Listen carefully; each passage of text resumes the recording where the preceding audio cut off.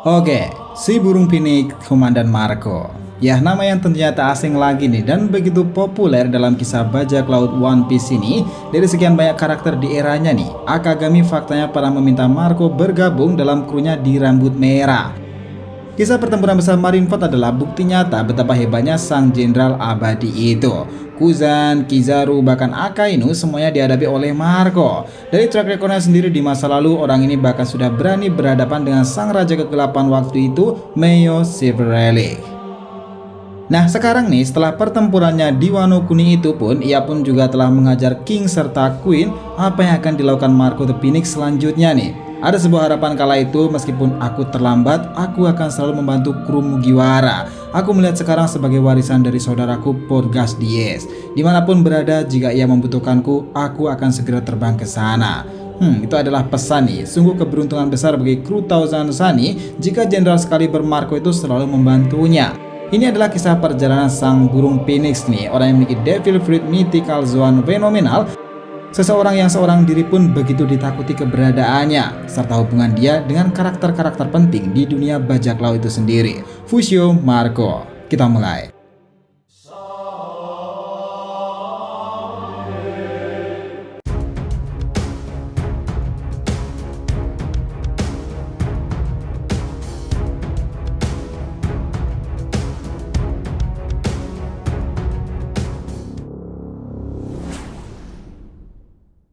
Hai guys, welcome back to the RTV channel.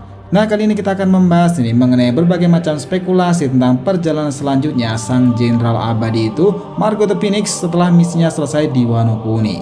Oke, biar nggak salah persepsi silahkan simak sampai akhir ya. Jangan lupa klik lonceng subscribe-nya biar nggak ketinggalan informasi, dan follow Instagram official DRTV Mediatif yang berisikan konten pop culture dan merchandise-nya. Oke, kita lanjutkan perjalanan.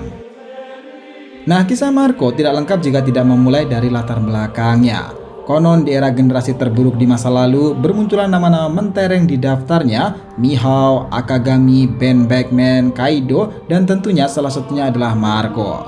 Nah, kenapa Marco begitu spesial nih? Bahkan seorang Shirohige menjadikannya komandan pertama sejak dia kecil. Ini tentu bukanlah keputusan sembarangan yang dipilih oleh seseorang seperti Shirohige sendiri. Di masa lalu, ada sebuah dongeng tentang kisah burung phoenix yang abadi. Cerita tentang sebuah mitologi yang pemberani, ia tak akan pernah padam api semangatnya. Jika ia hancur, dia akan kembali lagi. Phoenix memang terlahir seperti itu.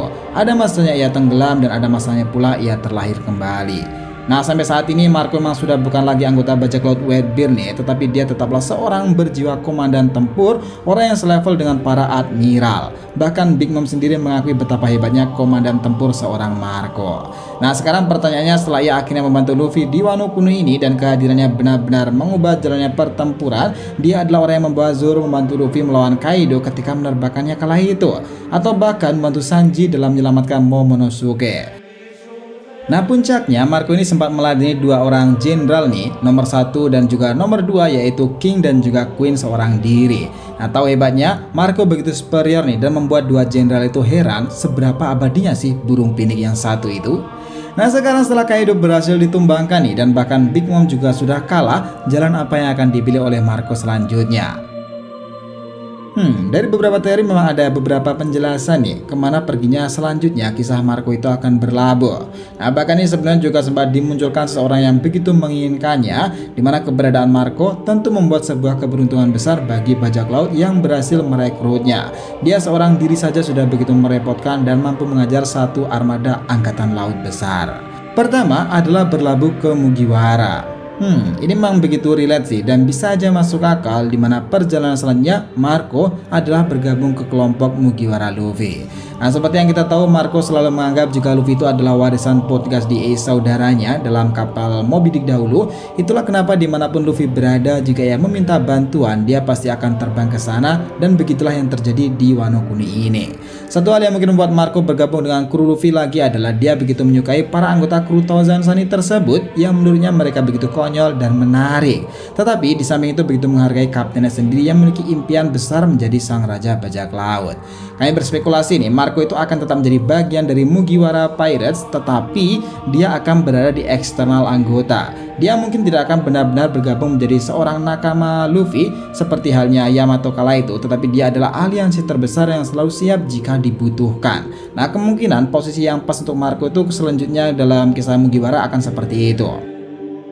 Kedua adalah opsinya Akagami Pirates. Nah, inilah orang yang begitu mengagumi Marco the Phoenix nih. Ada sebuah adegan sejak era masa lalu, sang yang masih bergabung menjadi bocah magang di Roger Pirates kala itu, dan Marco ini sudah lebih dewasa daripada sang.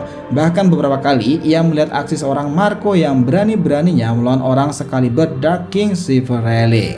Nah, momen terulang kembali setelah Akagami menjadi luar biasa nih, dan akhirnya menjadi salah satu kaisar dalam dunia baru. Kedatangannya ke Mobius di kala itu ia membuat semua orang takjub nih, dan Marco sendiri sudah mengingatkan teman-temannya seperti ini.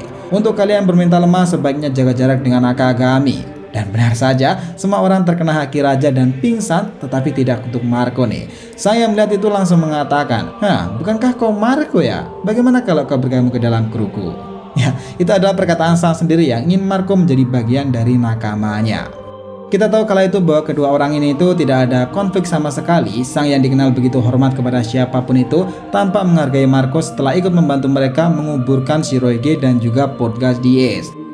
Nah, lihatlah kala itu guys, sang Yonko yang berbincang haru bersama dengan si burung Phoenix Marco itu. Nah, sekarang nih Akagami pasti tahu jika Marco datang membantu Luffy dalam menumbangkan para bajak laut binatang buas. Nah, itu memang tidak mengherankan nih, karena dalam perang puncak Marineford sang itu juga tahu jika berkali-kali pula Marco itu menyelamatkan Mugiwara Luffy. Pertemanannya dengan sang inilah yang mungkin akan membuat cerita Marco itu bisa jadi malah menjadi bagian dari aliansi Akagami pula. Tahu sendirilah Marco ini orangnya paham bagaimana cara membalas budi juga. Sama seperti Mugiwara Pirates, kami pikir Marco tidaklah benar-benar menjadi nakama dari Akagami, tetapi dia di bagian eksternalnya pula. Dia akan senang hati membantu jika dibutuhkan dan sekaligus membalas budinya ketika saat sang itu juga menguburkan ayahnya sendiri Shirohige dan juga saudaranya Portgas Diaz. Nah, jika direkap nih, ini sebenarnya sudah sempat disinggung dalam menghadapi Big Mom di Wano Kuni itu. Marco bahkan mengatakan seperti ini, "Kau pikir aku sekarang masih terikat dengan bajak laut Shirohige ya? Kau salah paham Big Mom, aku sekarang menjadi orang yang bebas. Aku bisa memilih kemanapun dan kapanpun tanpa sebuah keterikatan." Nah, seperti kisah filosofinya sendiri, Marco ini adalah burung Phoenix guys. Kalian harus cermati di sini bahwa dia adalah burung abadi Phoenix. Burung yang dalam mitologi kuno merupakan simbol dari matahari, dan kita tahu pula matahari terbit, tenggelam, dan terlahir kembali pula. Begitupun dengan si burung abadi Phoenix. Sebuah legenda kuno yang tetap mengisahkan sebuah kisah ajaib burung merah bercahaya keemasan itu dan hidup lebih selama 500 tahunan sebelum akhirnya ia mati terbakar. Nah, konon seperti itulah keabadian dari si burung Phoenix. Ia bebas, ia abadi, dan ia bebas memilih kapan ia akan bangkit atau sekalipun ia menyelesaikan hidupnya sendiri. Dari kisah ini memang relate dengan Marco sendiri nih, karakter yang begitu mirip dengan kisah Ikki Phoenix di cerita Saint Seiya. Bahkan seorang Athena saja mengatakan seperti ini, Ikki lebih kuat jika ia sedang sendirian, tetapi semua para saint akan terbantu jika kedatangan Ikki. Dia sendiri ibaratnya bala bantuan 100 pasukan, dan jika ia datang pun sudah merupakan simbol kemenangan. Nah, ini juga berlaku bagi Marco dalam kisah One Piece nih. Dia seorang jenderal dan sama-sama pengguna kisah burung Phoenix. Tidak masalah mau ikut kelompok mana nih, asalkan ia bebas dan memilih jalannya sendiri. Lagian juga harus seorang sekaliber Fleet Admiral atau para Yonko nih jika mau menangkap Marco hidup-hidup. Lebih dari itu, forget it. Gimana pendapat kalian? Marco memang mengesankan sih meskipun dia seorang diri. Dia bebas dari embel-embel Shirohige, tetapi yang jelas dia tetaplah seorang berjiwa komandan tempur yang tak pernah diragukan kemampuannya. Kisah Marco yang legendaris tentang burung Phoenix-nya itu mungkin akan menjadi daya tarik tersendiri sampai kisah One Piece itu menghadapi detik-detik terakhirnya. Dan dia akan milih berlabuh kemana nih? Tetap seorang diri kah? Menjadi kru Akagami secara eksternal, atau ikut serta menjadi bagian aliansi dengan tenaga besar untuk Mugiwara Luffy juga? Who knows? Keputusan ada di Oda sini dan juga tentunya di Marco. Jadi itulah tadi pembahasan kita mengenai berbagai macam spekulasi nih tentang perjalanan selanjutnya sang Jenderal Abadi Marco the Phoenix setelah misinya selesai di Wano Kuni. Jangan lupa kasih saran di kolom komentar dan subscribe channel ini. Semoga ceritanya itu memberikan informasi dalam tiap pembahasan animenya. Thank you telah menonton TDR TV and we'll be come back.